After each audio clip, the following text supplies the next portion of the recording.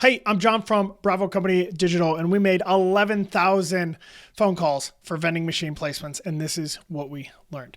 So have you ever wondered what it takes to place vending machines in high traffic locations? Well, 11,000 calls to hotels, gyms, businesses, and this is what we learned. I'm going to give you all the details. Here we go. Okay, so here's the overview. From August 1st to October 22nd of this year, we got our first vending machine client. I work with, own partner, Bravo Company Digital. We do outbound marketing for a bunch of companies. We got our first vending machine client. They said, hey, I've been watching you. I think cold calling will work. I said, hey, we've never done work with a vending machine client before, but let's give it a try.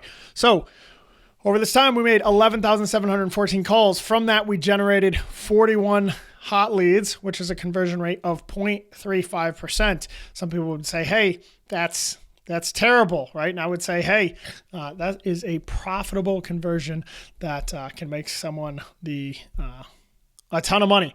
So key findings, okay? Hotels and motels are the key. That's where we have the best luck, okay? A lot of people get hung up on trying to get to the decision maker. They say, well, can you get to the decision maker?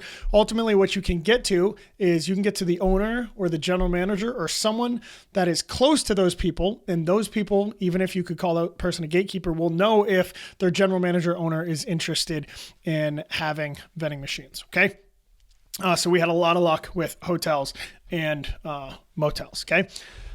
Lots of success. I can't say it enough. Call all the hotels and motels. Okay. But foot traffic is critical. Okay. Gyms, shopping centers. We had some malls, some older malls that we were lucky with. We want heavy foot traffic areas. We found some places that wanted vending machines. And then after the appointment was conducted, we found out that they don't have enough foot traffic. So we added to our script, how many hotel rooms, how many apartment complexes, how many stores, if it's in a shopping mall, what is your foot traffic? A lot of people don't know exactly what foot traffic is, but by asking those questions or how many employees work there on a daily basis, you can estimate what that foot traffic is. Okay.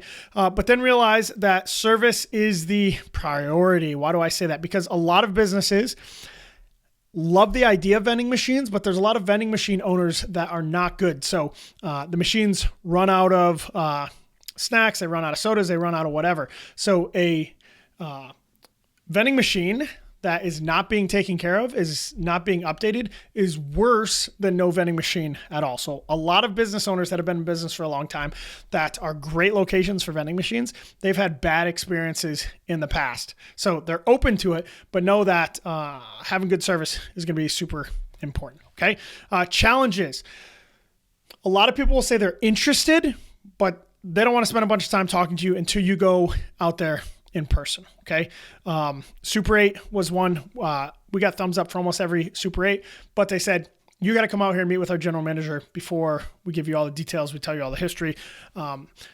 They want to make sure they can trust the vending machine operator, again, because so many vending machine operators are not staying up on those routes and refilling them. They've almost all of them have had bad experiences. Building on that, you are going to build the trust through the walkthrough. Okay. So use the phone calls for filtering out who is interested, but you're going to build trust through the walkthroughs. And then timing matters. I go back to this 0.35% conversion rate. Okay. There's a lot of people that might be interested, but now's not a good time. So that's why you have to hit a huge call number like 11,714. Okay. So the breakdowns. Average calls per lead. We had to do 286 calls per lead. We did this for 11.7 weeks. So that's what this data is based on.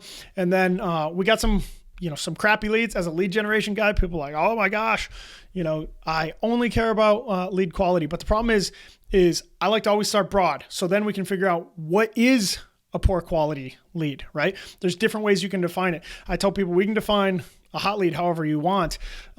We can slide that spectrum of, do we call it a hot lead and push it to you, or do we not? But some of them are lower quality. What are the lower quality? Mostly with foot traffic. We can't figure that out perfectly over the phone, but we can do our best.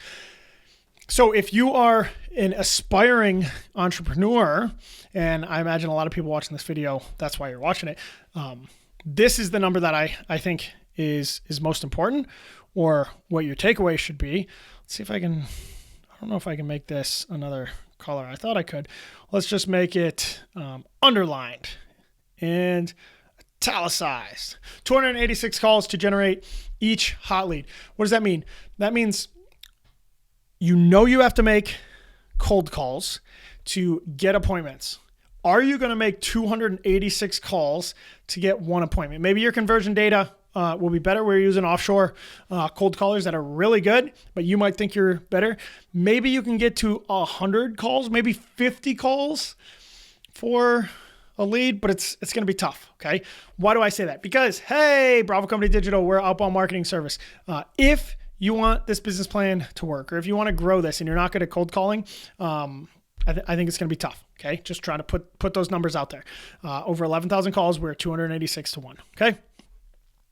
Last little bit here. So key takeaways. Tailor your offer. Okay. Match your vending machine options to the type of business. A lot of gyms want super sexy vending machine options. Most gyms would love to have like the cool smoothie snack bar. They don't have the resources to be able to do that. But if you could do some type of vending machine that looks good and has protein shakes and stuff, that we got a huge interest in those fitness centers. Then if it's a blue collar factory, blue collar factory type stuff, if you will. Okay. Understand that this was only on 12 weeks calling. I think 12 weeks is enough to really come to these conclusions, but I also don't want to act like I've been in the vending machine industry forever. So there's plenty of stuff. I don't know. And then walkthroughs seal the deal, meaning cold calling. You're going to get the intro. You're going to filter your list. You're going to figure out where you can go meet in person. But ultimately, your offer, your presentation, your sales skills, all those things that you've read all the sales books about, in person is where you're going to seal the deal. Thanks for watching. Head over to bravocompanydigital.com if you want to get on a call with me and want us to do some of these cold calls for you. Thank you.